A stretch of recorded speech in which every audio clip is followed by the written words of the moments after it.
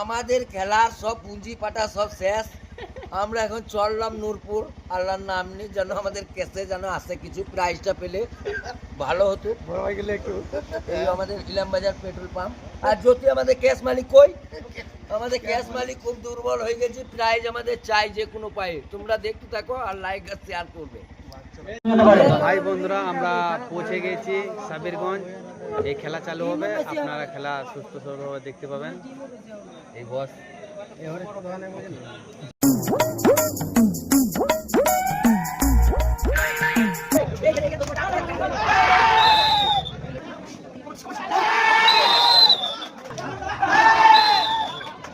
খেলা হেরি যাওয়ার পর 4টা করে লোড, খুব দুর্দান্ত ভয়ঙ্কর।